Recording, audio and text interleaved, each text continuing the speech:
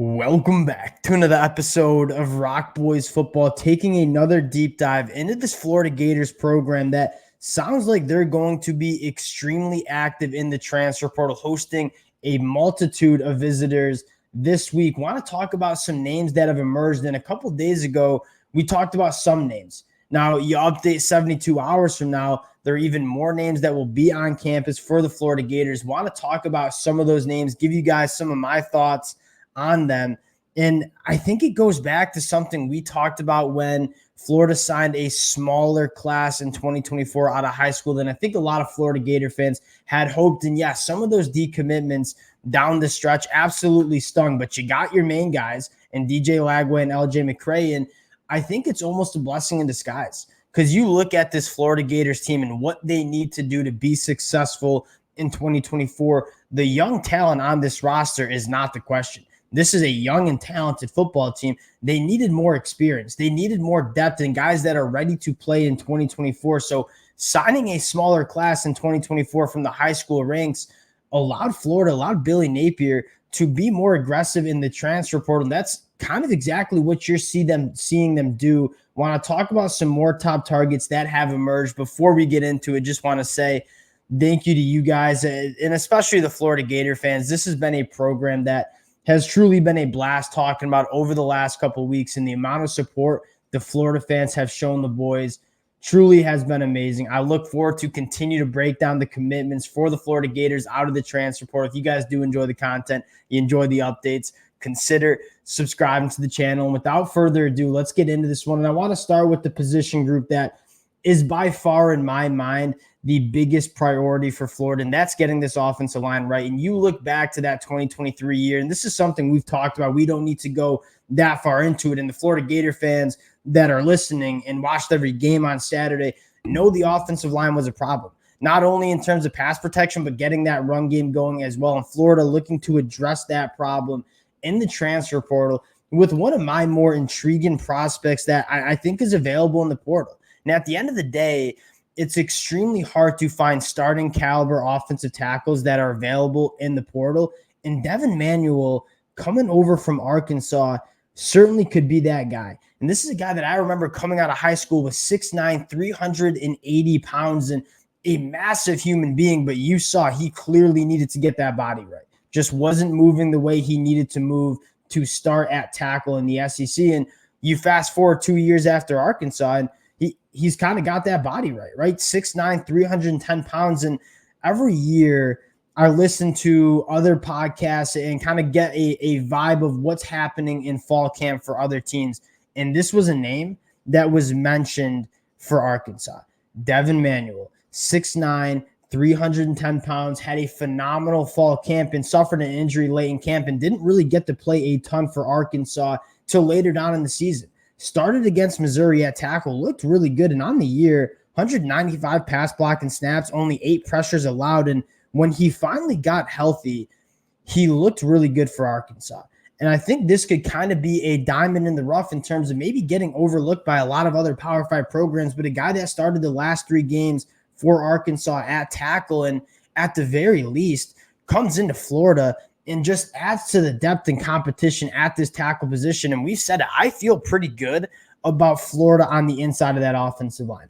The tackles were a problem, both the right side and the left side. And so if you're Florida, you need to add bodies, you need to add competition to that room. And a guy like Devin Manuel, who has all the traits in the world to be a very good tackle at the SEC level, could be a really nice get. Now, watching the film, he's a much better pass protector than he is a run blocker. And again, that makes sense, right? When you're 6'9" and you have the ability to kind of extend that arc and have the wingspan and the reach that he does, he's really hard to get around. He's really hard for edge rushers to get to the quarterback with the length that Devin Manuel provides. But at 6'9", struggles sometimes to keep that pad level low and move people off the football in the run game. But at the very least, you could potentially get a very reliable offensive tackle in terms of pass protection. And that was the biggest problem for Florida in that 2023 year. And at the end of the day, when you're 6'9", 310 pounds, you can become a better run blocker because you're big enough to move some bodies. And you get them in, you continue to get that body right. This could be a really interesting get for the Florida Gators. The last guy on the offensive line, I want to just run by, and there's not much connection to the Florida Gators yet in the transfer portal. But if you're Billy Napier and you're looking at where do we spend our resources on the recruiting trail to go out and get a guy in the portal, it's Lance Hurd. And this is a 5-star offensive tackle from the 2023 class. Florida offered him out of high school. And the story with the Lance Hurd is a guy that is a starting caliber offensive lineman but wants to play tackle. Probably would start for LSU on the inside of that offensive line had he stayed for the 2024 year. But you look at LSU, they got 2 offensive tackles that aren't old enough to leave for the NFL draft, and kind of preventing Lance Hurd from starting at tackle for LSU in 2024. So he hits the transfer portal, and in my mind would be such a massive get for the Florida Gators. And these kind of guys, they don't pop up into the transfer portal very often, right? Starting caliber offensive tackles that have multiple years of eligibility left. He'll be the most coveted prospect, or one of the most coveted prospects in the transfer portal, for a reason. And if you're the Florida Gators and you're looking at this roster and saying, hey, where do we need to address and get better at heading into 2024? It is on that offensive line, and you're looking for a guy to pour resources in to get him on campus and get him starting for the Florida Gators. In my mind, it's the Lance Hurd. So for Florida Gator fans, 100% keep an eye on Florida making a push for Lance Hurd, because I think it's a guy that would certainly help this program in meaningful ways on the offensive line, not only in 2024, but in 2025 as well, because he has multiple years of eligibility to play with.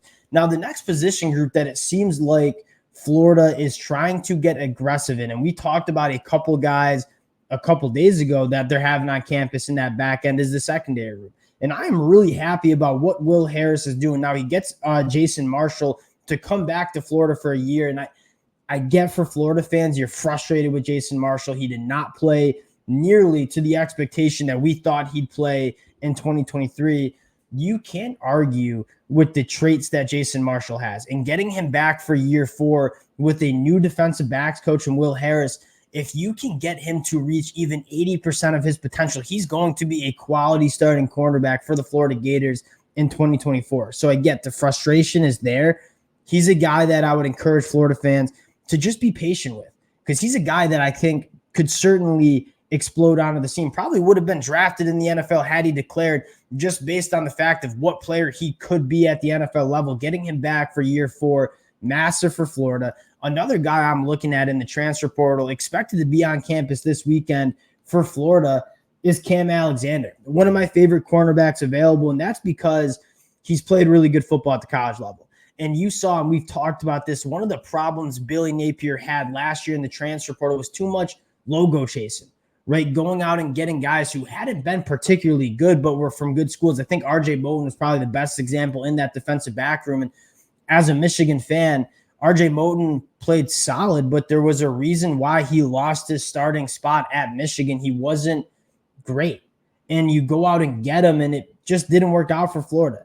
Now, a guy like Cam Alexander is kind of the opposite. He's not coming from a flashy school. He's coming from UTSA, who's had a ton of success at the Group of 5 level. This dude's been nails. You look at the numbers from 2023, 15 passes defended, 2 interceptions, was a first-team all-conference player. You look at the deeper numbers, 54 targets faced, only gave up 26 catches, a 48% completion percentage when targeted. He's not the biggest, he's not the fastest, but he's a damn good football player that's gotten it done at the college football level and does not allow wide receivers to create separation. He makes everything hard on opposing quarterbacks and wide receivers. And another number that I absolutely loved, 26 catches given up, only 111 yards after the catch given up for him when in coverage. He's a guy that comes up and tackles. So if you're going to complete a football, he's not the receiver. When Cam Alexander was at UTSA, is not a guy that's going to get yards after the catch, because Cam Alexander is going to come up and tackle. And that was a massive problem for Florida in 2023.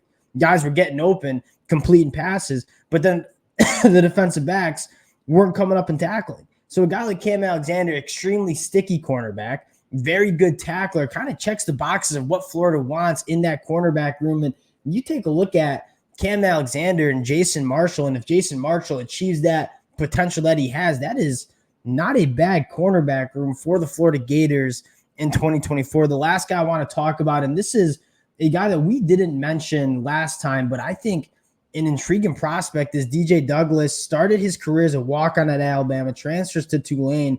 Phenomenal year in 2023, part of a Tulane defense that was so good. And then again, this is another example of Billy Napier pivoting in his transfer portal strategy. We're not going to go out and get guys that were reserves at Alabama and hope that they can come into Florida and all of a sudden be starting caliber SEC players.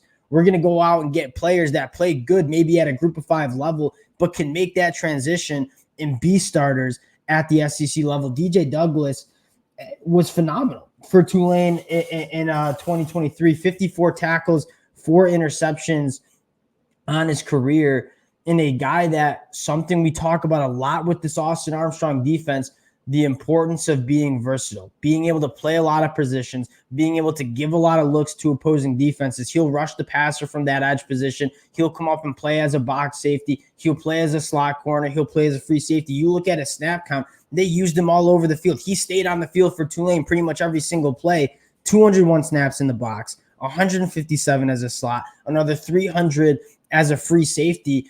DJ Douglas did everything, was a lot of different things for this Tulane defense, and I think could do a lot of things for the Florida Gators in this Austin Armstrong defense that you really like.